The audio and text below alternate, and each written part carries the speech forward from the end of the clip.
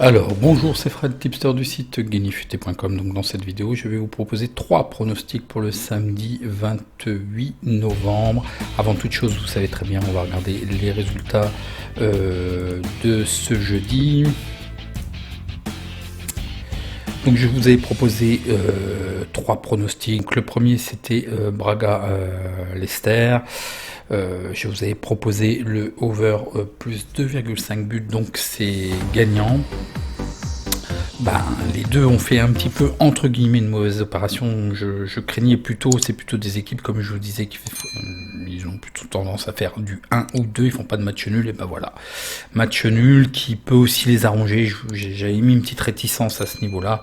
Ça pouvait les arranger parce qu'un match nul les met tous les deux aussi dans une bonne position pour passer la phase de groupe. Donc le pari qui est peut-être le plus décevant, c'est Lille Milan AC. Donc là c'est un pari perdu puisque je vous ai proposé Lille sec qui n'a pas profité des absences des deux attaquants, entre autres Zlatan côté Milan AC. Pris un petit peu à froid assez rapidement. 1-0 et puis bon, ils égalisent, mais ça ne suffira pas pour notre pronostic. Donc là il est perdant, je suis assez déçu. Et puis le dernier, c'était les Rangers contre Benfica. Donc là c'est un pari gagnant puisque je vous ai proposé de sécuriser le match nul remboursé si 1. D'ailleurs, les probabilités ont quand même aussi donné le score exact. Et d'ailleurs, j'ai pas voulu suivre Lille Milan AC, mais les probabilités nous donnaient quand même le 1-1, match nul. Sauf que dans les probabilités, il n'y a pas les absents. Donc c'est pour ça que j'ai joué la victoire sèche, c'est que je valorisais le fait des absents. Vous avez très bien compris dans mon explication, je ne vais pas y revenir.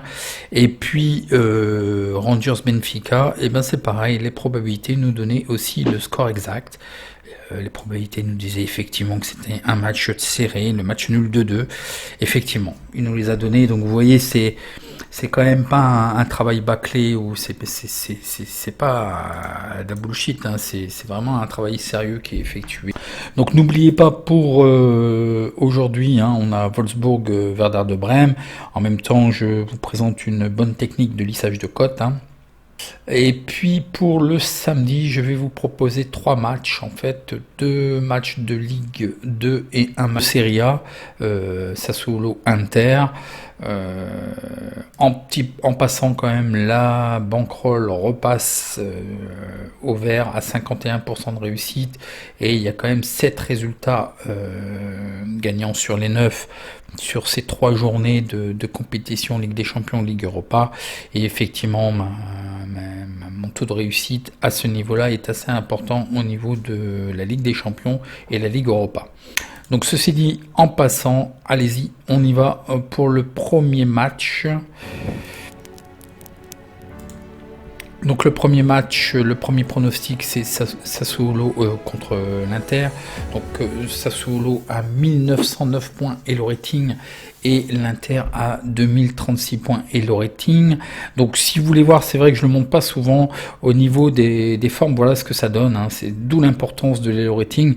Ça permet aussi de voir l'état de forme de l'équipe, et vous voyez en vert c'est Sassuolo, et voilà, c'est quand même une courbe ascendante. Et si vous voyez l'Inter, c'est quand même une courbe qui est assez stabilisée, mais qui est quand même relativement descendante. Donc ça, je le montre rarement, mais il y a plein d'options. Je vais refaire des pronos, je vais refaire Là, je me concentre vraiment. Je vais essayer de me donner un bon coup de collier pour ce week-end, pour les espaces privés, parce que ça commence à peser et ça commence à m'énerver. Donc il faut que je sorte quelque chose. Donc une très belle régularité, ils n'ont toujours pas perdu. Donc Sassuolo a gagné 62%, a fait match nul à 37%, donc ils n'ont pas encore perdu.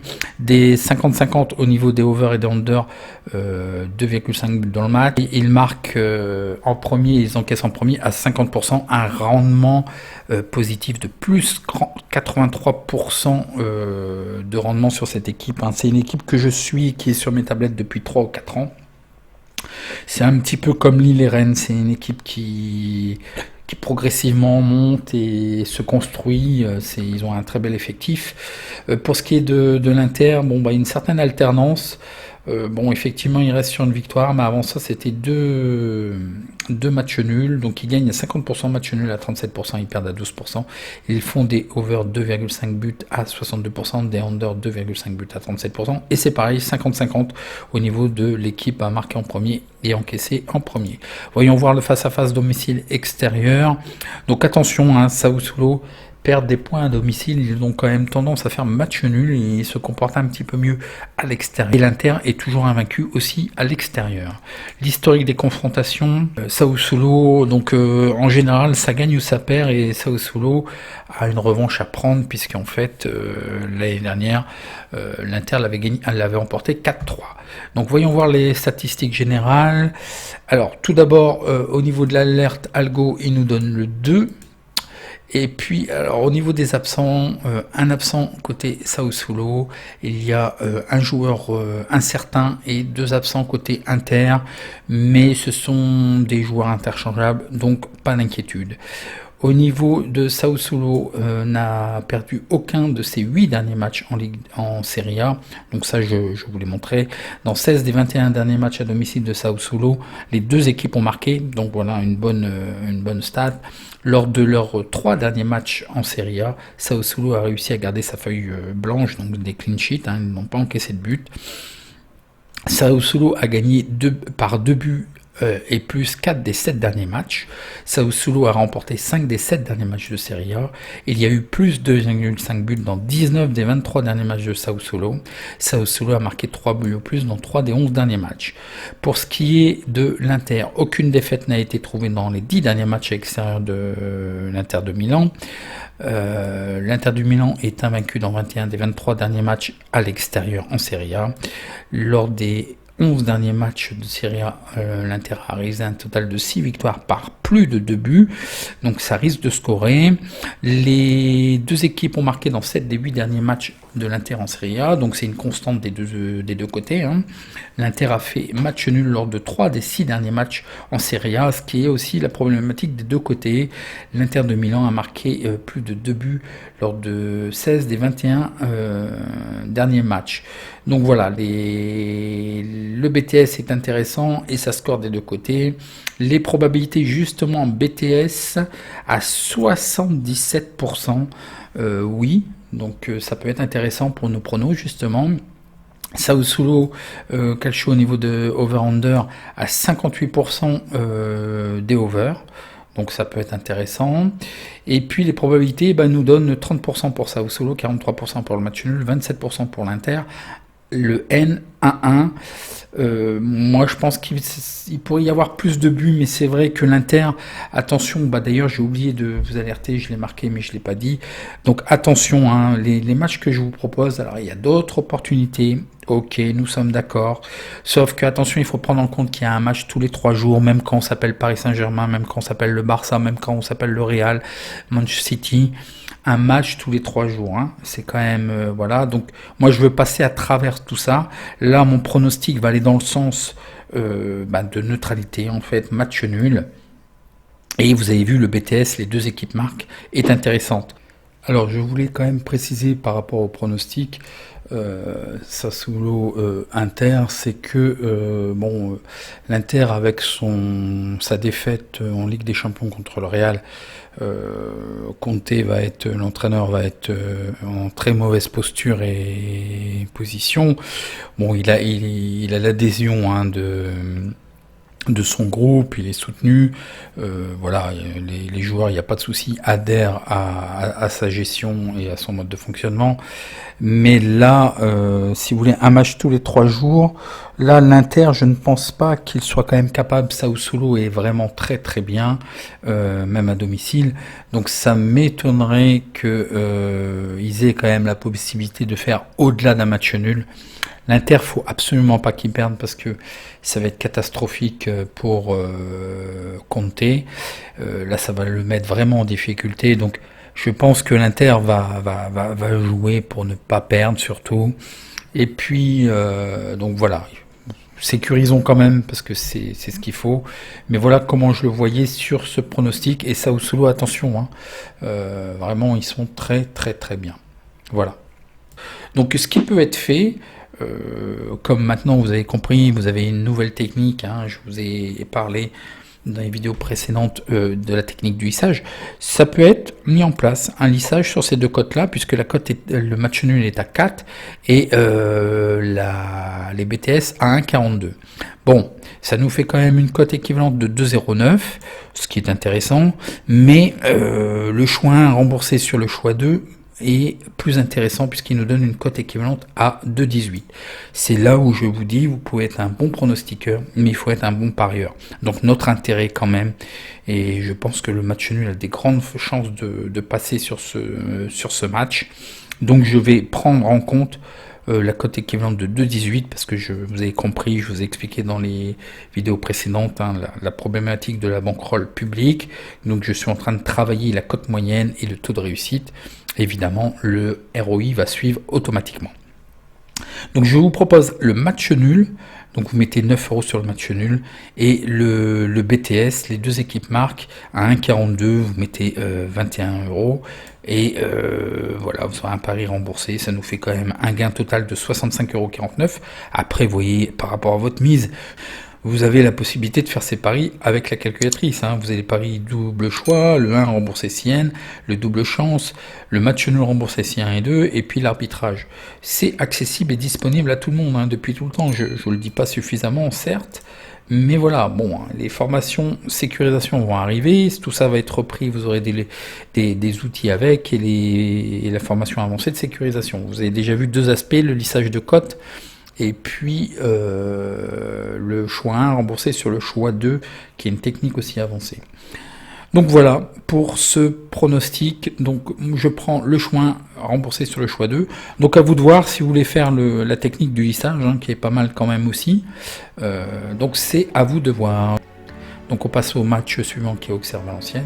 Auxerre est 4e avec 19 points et Valenciennes est 11e avec 15 points. Une certaine alternance, alors bizarrement, bon voilà, ça gagne, ça perd, ça gagne, ça perd. Mais depuis les 4 derniers matchs, Auxerre a vraisemblablement trouvé le bon dosage, la bonne équipe, et voilà, ils ont dû travailler autour de ça. Donc Auxerre a 1613 points et Valenciennes a 1575 points. Le face-à-face... donc il y a du mieux sur les 4 derniers matchs d'Auxerre. Hein. D'ailleurs, ils ont fait une très bonne performance contre Paris puisqu'ils nous ont planté le pronostic. Donc je le prends en compte. Hein. Donc ils gagnent à 54%, match nul à 9%, ils perdent à 36%, ils font des over plus 2,5 buts à 72%, des under de moins 2,5 buts à 27%, ils marquent en premier à 63% et ils encaissent en premier à 36%, un rendement positif de plus 41% sur cette équipe. Valenciennes, attention, hein, ils alternent. De toute façon, vous allez voir, c'est surtout à domicile en fait. Ils gagnent surtout à domicile, ils sont meilleurs à domicile, mais c'est à l'extérieur qu'ils perdent essentiellement leurs points. Et ils gagnent à 36%, ils font match nul à 27%, et ils perdent à 36%. Ils font des over 2,5 à 27%, des under 2,5 à 72%. Ils marquent en premier et ils encaissent en premier à 42%. Un rapport quand même positif de plus 8%, c'est essentiellement dû à leur match à domicile. Hein. C'est une équipe qui est essentiellement intéressante à domicile, sinon ça va pas.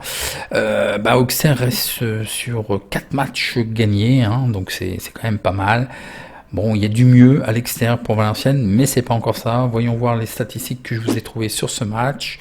Bizarrement, l'alerte algo nous donne rien. Il nous dit que rien n'est value, mais je ne vais pas suivre l'alerte algo. Au niveau blessé, 2 joueurs absents côté Auxerre, dont Fortuné, un attaquant. Et puis côté Valenciennes, 5 joueurs absents, blessés, dont Dos Santos qui peut être un petit peu gênant. Dans les 4 derniers matchs à domicile de Ligue 2, Auxerre ont réussi à gagner à la mi-temps et à la fin du temps réglementaire. Auxerre est invaincu dans 12 des 14 derniers matchs à domicile en Ligue 2. Auxerre a gagné par 3 buts et plus 3 de ses 6 derniers matchs en Ligue 2. Lors des 6 derniers matchs de Ligue 2, Auxerre comptabilise un total de 4 victoires à la mi-temps et à la fin du temps réglementaire. Dans 7 des 8 derniers matchs de Ligue 2, il y a eu plus 2,5 buts. Et Auxerre a réalisé une série de 4 matchs consécutifs à domicile en Ligue 2, au cours desquels il a marqué 2 buts et plus. Donc voilà, ça marque quand même. Valenciennes n'a remporté que 2 de ses 11 derniers matchs à l'extérieur, c'est ce que je vous dis, hein. Le souci de Valenciennes, c'est à l'extérieur, a concédé 1 but et plus lors des 11 derniers matchs à l'extérieur, donc ils encaissent toujours au moins 1 but. Valenciennes a concédé une moyenne de 1,80 buts à l'extérieur. Donc vous voyez, ça encaisse, ça encaisse. Le BTS, 72% de non. Le over à 68%, les probabilités pour Auxerre-Valenciennes, Auxerre à 58%, le match nul à 33% et la victoire à l'extérieur à 12%, le 1, le 2-0, effectivement, et la cote est value. Voilà, on a pour une cote de 1,76, on a 56%, là les probabilités nous donnent 58%, donc c'est bon, on est dedans. On est value, donc je vous propose la victoire sèche d'Auxerre à 1,76. Donc moi je le joue sec sur ce match-là. On va faire un récapitulatif et je vais vous montrer pour le lissage en fin de vidéo. Le troisième et dernier pronostic, c'est Caen-Châteauroux. Caen est troisième avec 20 points et Châteauroux est 16e avec 11 points à la porte de la relégation. Une certaine régularité côté de Caen, c'est plutôt à l'extérieur que ça va pas pour cette équipe. Ils ont fait 3 défaites, ils ont eu 3 défaites. Caen a 1627 points et le rating et Châteauroux 1462. On va voir ça au niveau du face-à-face. Caen gagne à 54%, match nul à 18%, ils perdent à 27%. Ils font des over 2,5 à 45%, des under à 54%. Ils marquent en premier à 45%, ils encaissent en premier à 36%. Un rendement positif de plus 46% sur cette équipe. Pour ce qui est de Châteauroux, ils gagnent à 27%, match nul à 18%, ils perdent à 54%. Des over plus 2,5 buts à 54% et des under à 45%. Ils marquent en premier à 36%, ils encaissent en premier à 54%. Un rendement quand même positif de plus 3,64%. C'est dû aux cotes assez élevées. Le face-à-face domicile extérieur, donc Caen est toujours invaincu depuis 5 matchs. Et puis Châteauroux ne gagne plus depuis 4 matchs. L'historique des confrontations. Donc Châteauroux n'a plus gagné à Caen depuis 6 matchs et ils sont restés sur un match nul 1-1 l'année dernière. Voyons voir les statistiques sur ce match. Donc là c'est pareil, l'alerte algo ne détecte absolument rien. Caen a 2 blessés, Chamal, Hervieux, et aux côtés de Châteauroux, Aladur et Mariga qui sont blessés. Aladur est quand même un petit peu gênant pour l'équipe de Châteauroux. Les statistiques, il y a une série de 6 matchs consécutifs à domicile où aucune défaite n'est comptabilisée en Ligue 2 pour Caen. Caen a remporté 5 des 6 derniers matchs à domicile en championnat. Caen a réalisé 3 victoires consécutives à domicile en Ligue 2. Caen a gardé sa cage inviolée dans 5 des 6 derniers matchs de Ligue 2 à domicile. Dans 6 des 7 derniers matchs à domicile, il y a eu moins 2,5 buts et il concède 0,20 buts lors des matchs de Ligue 2 à domicile. Châteauroux ont marqué une moyenne de 0,80 buts à l'extérieur en Ligue 2. Châteauroux n'a pas gagné dans leurs 4 derniers matchs en Ligue 2 à l'extérieur. Et Châteauroux a encaissé au moins 1 but dans ses 5 derniers matchs en Ligue 2. Donc d'un côté, attention, des clean sheets, ça encaisse peu. Et de l'autre côté, quand même, Châteauroux qui encaisse au moins 1 but dans chaque match. Le BTS ne s'y trompe pas, 63% de non, pas de BTS. Le under à 53%. Les probabilités, Caen à 56%, match nul à 24% et la victoire extérieure de Châteauroux à 20%, le 1-1-0. Effectivement, il y a de fortes probabilités. Ça va être un match pas évident, on va encore faire de l'huile. Ça risque peut-être de marquer vraiment en fin de match. C'est toujours un petit peu le cas pour Caen, hein. C'est toujours des matchs, voilà. Donc le 1, la victoire de Caen sec à 1,86. Donc ce que vous pouvez faire, soit vous prenez tel que je vous l'ai dit selon votre mise, mais maintenant vous savez faire les lissages, hein. Donc je vous répète, il y a le BTS Sao-Soulo, le match nul Sao-Soulo Inter, vous avez Auxerre, victoire d'Auxerre, victoire de Caen. Vous pouvez prendre vos cotes et faire aussi un lissage. Donc voilà quoi, et vous mettez la mise exacte que vous voulez. Ça va vous permettre de lisser la variance ou de choisir que 2 des 4 ou 3 des 4. Hein. À savoir quand même que pour les 3, ça donne quand même une bonne cote équivalente à 1,94 si l'ensemble des paris sont gagnants. Donc voilà. Hein. Donc là, à l'heure actuelle, quand même, sur la chaîne, vous avez appris quand même beaucoup de choses au niveau de la sécurisation 1 N2 et des doubles chances. Vous avez appris quand même pas mal de choses au niveau des stratégies de choix 1 remboursées sur le choix 2 et même par rapport à d'autres matchs ou par rapport à différents types de paris. Et là, vous avez quand même une bonne technique de sécurisation, de lissage de cotes, hein, qui a pour but évidemment de lisser la variance. Donc là, la bankroll reprend un peu de couleur. Je ne vais pas encore faire de lissage, mais c'est prévu. Si vraiment la bankroll s'écroulerait, je serai obligé de lisser quand même la variance. Là, je vais essayer de continuer comme c'est là. Donc voilà, vous êtes informés de tout, vous savez tout. Je réponds à vos questions en commentaire. Et en attendant, un petit like si vous avez apprécié. Et je vous donne rendez-vous pour une prochaine vidéo. En tout cas, merci.